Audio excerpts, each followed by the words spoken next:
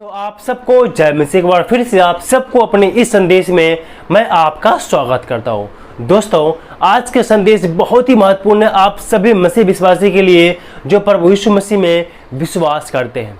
ये विषय बहुत ही महत्वपूर्ण है। इस विषय के अंतर्गत आज मैं आपको बताने वाला हूं, क्या दान दसवां अंश देना पाप है या नहीं। क्या हमें दसवां अंश देना चाहिए या नहीं देना चाहिए। मेरे प्रियो, इसी विषय पर आज मैं आपसे बात करने वाला हूँ। बहुत सारे लोगों का कहना है कि नया नियम में दसवां अंश के विषय में एक बार भी बात नहीं बताया गया है, इसीलिए हम दसवां अंश नहीं देंगे। अगर जो देंगे तो हमें वो पाप लगेगा। तो मेरे प्रियो, असली सच्चाई क्या है, वास्तव में हमें दसवां अंश देना चाहिए या नहीं देना चाहिए, इस पूरे संदेश को आप जरूर सुने ताकि आपको अच्छी तरीक़ा से पता चल जाए।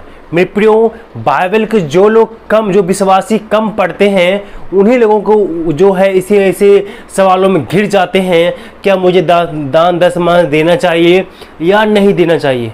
मेरे प्रियो, हम जब बाइबल को पढ़ते हैं तो ये दसवां अंश है, ये उत्पत्ति के समय से है। लेकिन आगे बढ़ने से पहले मैं एक चीज़ आपको क्लियर कर दूं, दसवां अंश अलग होता है और दान अलग होता है। जो पहले हम दसवां अंश समझते हैं, जो दसवां अंश बोलते हैं, अपनी आमदनी में से 10% हम जब आगे निकालते हैं और उसी पैसे को चर्च में देते हैं यानी परमेश्वर के नाम से, तो वो दसवां अंश हो गया। और दान जो है वो अलग से होता है। अपने दसवां अंश निकालने के बाद जो हम खुशी से दान देते हैं, चाहे 100, 50, 5 रुपया, 2 रुपया या 10,000, 20,000, जो भी आपके आमदनी के अनुसार जो दान देते हैं, वो दान अलग होता है और दसवां अंश अलग होता है। ये तो आप समझ गए कि दसवां अंश क्या है और दान क्या है। तो दोनों अलग अलग है, दान अलग है और दसवां अंश अलग है। अब हम पहले दसवां अंश की बात करते हैं। जो दसवां अंश होता है वो आपके आमदनी में से 10% जो निकाल के रखते हैं, वो दसवां अंश है और वो आप चर्च में उसे आप जमा करते हैं। और हम जब बाइबल को पढ़ते हैं, उत्पत्ति की 14 अध्याय के जब हम पढ़ते हैं, वहाँ पर अब्राहम और मलकीसेदक, अब्राहम के पास जितने भी धन दौलत संपत्ति था, उसका दसवां अंश वहाँ के जो मलकीसेदक याजक था, एक राजा भी था और याजक भी था, उसे उसने दसवां अंश दिया। जब उसने अपने आमदनी का दसवां अंश अब्राहम ने मलकीसेदक याजक को उसने दिया, तो दान दसवां अंश देना वहाँ से स्टार्टिंग हुआ। उसके बाद में आप सब जानते हैं, मूसा की व्यवस्था में भी दसवां अंश को रखा गया है। और हम जब बाइबल को बारीकी से पढ़ते हैं तो मलाकी की पुस्तक उसका 3 अध्याय अच्छी तरीक़ा से दसवां अंश के ऊपर में बात करता है। मेरे प्रियो, ये वचन को लेकर के बहुत लोगों को मतभेद है कि उस समय में ऐसा वचन कहा गया सिर्फ इजराइलियों के लिए दसवां अंश था। लेकिन मेरे प्रियो, आज मैं आपको बताना चाहता हूँ, जो बाइबल का जो नया नियम और पुराना नियम है, दोनों परमेश्वर का वचन है। इन बातों को आप अपने मन में गांठ बांध लीजिए कि दोनों परमेश्वर का वचन है, चाहे नए नियम की हो या पुराना नियम की हो। जो मलाकी का जो पुस्तक जो लिखा गया, वो ईसा पूर्व 5वीं शताब्दी में लिखा गया। ईसा पूर्व 5वीं शताब्दी में ये मलाकी का पुस्तक लिखा गया। और ये उस समय जब मलाकी के पुस्तक में जब दसवां अंश की मांग करता है, तो उस समय में भोजन वस्तु के ऊपर में टारगेट करके दसवां अंश को उसने मांग किया था। उस वचन में आपके सामने पढ़ता हूँ, आप भी समझ जाएंगे कि वो किस प्रकार से लिखा हुआ है। मलाकी 3 अध्याय 8 से 10 इस प्रकार से लिखा हुआ है, क्या मनुष्य परमेश्वर को धोखा दे सकता है? पर देखो, तुम मुझको धोखा देते हो और तो भी पूछते हो हम किस बात में तुझे लूटा है। दसवां अंश और उठोने की भेंट में तुम पर भारी श्राप पड़ा है, क्योंकि तुम मुझे लूटते हो, वरन सारी जाति ऐसी करती है।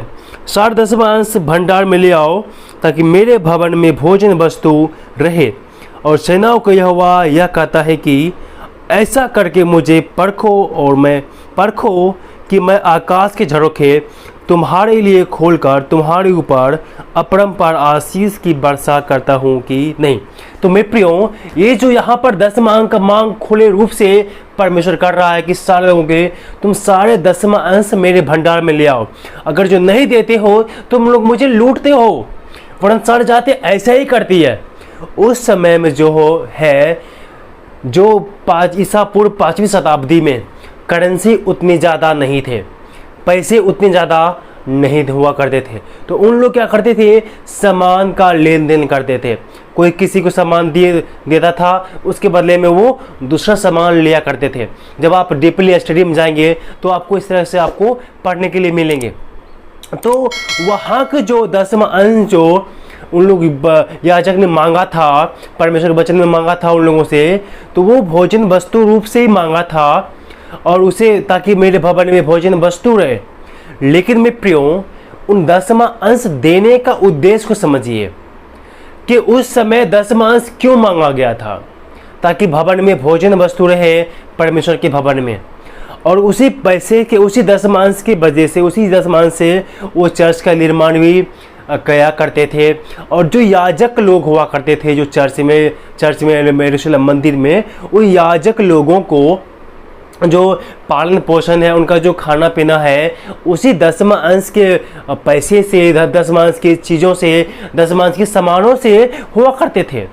क्योंकि आप सबको पता है पुराने नियम में इस्राएलियों के सारे भूमि का भाग मिला था, लेकिन जो याजक, जो कुल था याजक लोगों को, यानी लेवी गोत्र को, जो परमेश्वर के जो याजक हुआ करते थे लेवी गोत्र, वो परमेश्वर के हिस्सा ही उसका हिस्सा पड़ा था। और लेवी गोत्र को कोई भी इस्राएल में भूमि खेती करने के लिए नहीं मिला था। परमेश्वर ने कहा मेरा भाग ही तेरा भाग होगा, और वही जो है लेवी गोत्र के लोग याजक बनते थे, और याजक का जो पालन पोषण इसी 10वां अंश से हुआ करते थे। तो उसी समय में जो परमेश्वर के वचन का प्रचार करते थे, 10वां अंश वो अपने इस्तेमाल में लाते थे और चर्च का निर्माण भी किया करते थे। और यरूशलेम का कभी रिपेयरिंग करना, कुछ करना, तो उसी 10वां अंश से वो किया करते थे और दान से किया करते थे। तो अभी वर्तमान ये 21वीं सदी है, और जो मलाकी लिखा गया, कब लिखा गया, ईसा पूर्व 5वीं शताब्दी में, और ये 21वीं सदी है। अभी उस समय और अभी के सिचुएशन अलग हो गया है। अभी के लोग खेती कम करता है, कमाता ज़्यादा है। तो वो क्या करता, अभी जो उस समय तो सामान लोग 10वां अंश दिया करते थे, लेकिन अभी लोग खेती कम करता है और कमाता ज़्यादा है, पैसा ज़्यादा है। तो उसी पैसे को लोग 10वां अंश के रूप में देते हैं, 10वां अंश के रूप में देते हैं। यहाँ पर बहुत से लोग बोलते हैं कि मैं 10वां अंश से क्यों दूँ। आप चाहे तो 12% दे दीजिए, 20% दे दीजिए, वो आपकी इच्छा है। लेकिन एक मुख्य रूप से एक 10% जो निर्धारित किया गया था पुराने नियम में, वो 10% भी लोग आज नहीं दे पाता है। अगर जो लोग कम कमाता है वो तो निकाल देता है, लेकिन जो लोग ज़्यादा कमाता है, 50,000 60,000 की जो महीना कमाते हैं, 1,00,000 2 लाख को जो महीना कमाते हैं, उसके लिए 10% निकालना बहुत बड़ी बात है। बहुत उसके मन में लालच आ जाता है। इसीलिए 10वां अंश तो हमें कलीसिया में देना ही चाहिए, क्योंकि उसी समय में कलीसिया की जरूरत को पूरा करने के लिए 10वां अंश परमेश्वर ने मांगा था। और अभी के समय में भी कलीसिया की ज़रूरतों को पूरा करने के लिए 10वां अंश बहुत ज़्यादा ज़रूरी है। चाहे कलीसिया की कोई भी काम, कलीसिया के बिल्डिंग खड़े होते हैं, कलीसिया के अंदर में बहुत सारे काम होते हैं, बिल्डिंग बनते हैं, कुर्सी टेबल फर्नीचर लाउड स्पीकर बाजा, और बहुत सारा जो प्रचारक है उनका भी सैलरी, उसका भी खर्चा पानी यही 10वां अंश के पैसे से किया जाता है। बात वही है, आप पुराने नियम से उठाओ या नया नियम से उठाओ, बात एक ही है कि पैसा देने के, 10वां अंश देने का उद्देश्य क्या है। और यही 10वां अंश देने के पैसे से परमेश्वर के सुसमाचार जो है आगे बढ़ाया जाता है। बिना पैसे के प्रचार करना भी मुश्किल है।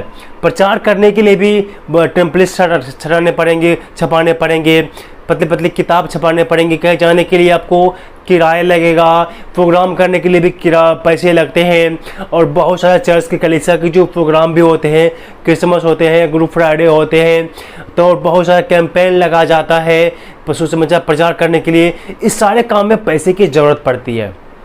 तो दशमांश देना पाप कैसे है? पाप नहीं है। दशमांश देना पाप नहीं है और दान देना भी पाप नहीं है। आप जितना चाहे उतना आपकी इच्छा से आप दे सकते हो।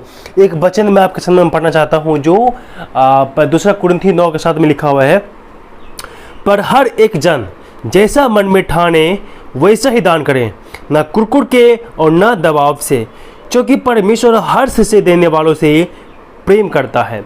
क्योंकि परमेश्वर हर्ष से देने वालों से प्रेम करता है। लेकिन मैं प्रियो, वचन क्या कहता है? जो जैसा मन में ठाने वैसा ही दान करे, न कुरकुर के न किसी के दबाव में आकर के। आप चाहे तो 10 आप नहीं दे सकते हो, आप 20% दो, 50% दो, 100% दे दो, लेकिन दो। परमेश्वर को देना सीखो। मेरे प्रियो, परमेश्वर को हमारे पैसे की आवश्यकता नहीं है, वो कलीसिया की ज़रूरत है। हम परमेश्वर से आशीष मांगते हैं, हम आशीष पाने के लिए उसकी उपस्थिति में जाते हैं। लेकिन मेरे प्रियो, परमेश्वर को हमारे पैसा की ज़रूरत नहीं है, लेकिन वो कलीसिया की ज़रूरत है। सुसमाचार प्रचार करने के लिए पैसे की ज़रूरत है, कलीसिया के आगे बढ़ाने के लिए पैसे की ज़रूरत है। इसीलिए दशमांश देना आप सभी मसीह भाई बहनों के लिए एक कर्तव्य है, एक योजना भी है और एक कर्तव्य भी है, एक जिम्मेदारी है। कलीसिया को आगे बढ़ना आपकी जिम्मेदारी है। और आप अगर जो दशमांश नहीं देंगे या दान नहीं देंगे तो आपकी कलीसिया कैसे उन्नति करेगा? कलीसिया काम कैसे होगा? कलीसिया कैसे आगे बढ़ेगा? और सुसमाचार जो है बहुत लोगों तक कैसे पहुंचेगा? सोचिए जरा। इसीलिए मेरे प्रियो, दान दशमांश देना पाप नहीं है। आप दशमांश भी दीजिए और दान भी दीजिए, लेकिन अपनी आमदनी के अनुसार। कोई ज़बरदस्ती नहीं है। आप जितना कमाते हैं उतना आप दान दें। नया नियम में कहीं पर भी दशमांश की बात नहीं करता, लेकिन परमेश्वर कहता है जो हर्ष से देने वाले से परमेश्वर प्रेम करता है। अपनी आमदनी के अनुसार हमें दान देना है, दान या दशमांश देना है। आपको मैंने दान और दशमांश पहले से बता दिया है कि दान क्या है और दशमांश क्या है। इसलिए आप दान भी देंगे, जिसको ऑफरिंग बोलते हैं, और दशमांश भी देंगे। आप 10% देने में आपको दिक्कत है तो मैं आपको बार बार बोलता हूँ 12% दीजिए, 5% भी आप दे सकते हैं आपकी खुशी से, लेकिन आप खुशी से दो। जितना ही दो आप खुशी से दो, ज़बरदस्ती मत दो, कुरकुर के मत दो, उदास होकर मत दो कि मैं तो इतना कमाता हूँ, इतना दे दूंगा तो मेरे पास क्या बचेगा, मेरे घर कहीं चलेगा। लेकिन मेरे प्रियो, आप चिंता ना करें। अगर जो आप 5 लाख महीना कमाते हैं और उसी 5 लाख में अगर जो आप दान नहीं निकालते हैं, उस पैसे में परमेश्वर की आशीष नहीं है, तो 5 लाख से भी आपकी ज़रूरतें पूर्ण नहीं होंगी। लेकिन अगर जो आप 5,000 ही महीने कमाते हैं, अगर जो उसी पैसे में परमेश्वर का आशीष होगा, तो वो 5,000 में भी आपके खर्चे चल जाएंगे और बच भी जाएंगे। परमेश्वर के आशीष पर डिपेंड करता है। आज दुनिया में देख लीजिए, जो जितना कमाता है उतना ज़्यादा परेशानी में है, उतना वो चिंता में है। आपको लगता होगा कि पैसे में सुख है, पैसे में शांति है। नहीं यार, पैसे में नहीं है शांति। लोग आजकल जो संसार के लोग हैं ना, पैसे को सबसे ऊपर रखा है। ऐसा मसीह लोग ऐसा नहीं होना चाहिए। पैसे को सबसे ऊपर नहीं रखना चाहिए, पैसे को नीचे रखो, सबसे ऊपर में परमेश्वर को रखो। परमेश्वर को सबसे ऊपर में रखना चाहिए। अगर जो परमेश्वर आपके साथ में है, आपको किसी चीज़ की कमी नहीं होगा। ये क्यों नहीं आप समझते हैं? जो स्वर्ग और पृथ्वी को बनाने वाला है, जो आपको रचने वाला है, वो रचयिता है, वो हमारे ज़रूरतों को समझता है। इसीलिए सबसे पहला स्थान आप पैसे को मत दीजिए, वो परमेश्वर को दीजिए। जितने कमाते हैं उसी के लिए आप परमेश्वर के लिए निकालिए खुशी से, और उस पैसे को परमेश्वर के हाथ में सौंपिए। उसके बाद आप जो है उस पैसे को अपने घर में इस्तेमाल करने की कोशिश कीजिए, और देखिएगा उसी पैसे में से बच भी जाएगा और आपका सारा काम भी हो जाएगा।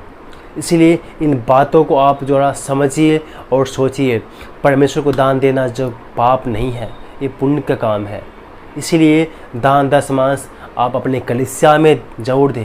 बहुत लोग ये भी पूछते हैं कि हम कहाँ दें, तो आपकी अपने कलीसिया में दीजिए, जहाँ से आप अपने आत्मिक जीवन में आगे बढ़ रहे हैं। जिस कलीसिया में आप हैं उसी कलीसिया में आप दान दशमांश को जमा करें, ताकि आपकी कलीसिया उन्नति करे और आगे बढ़े। और आपके हिस्से से और आप जो अपने योगदान दे रहे हैं, दशमांश दे करके, दान दे करके, उस योगदान, अपने योगदान से परमेश्वर का काम बढ़ेगा। और परमेश्वर की जो काम है, परमेश्वर की जो योजना है, उसमें अपना योगदान दीजिए दान दशमांश को दे करके। मैं उम्मीद करता हूँ कि कन्फ्यूजन आपके मन से निकल गया होगा और आप दान और दशमांश खुशी से और हर्ष उल्लास से आप देंगे। परमेश्वर आप सबको आशीष दे।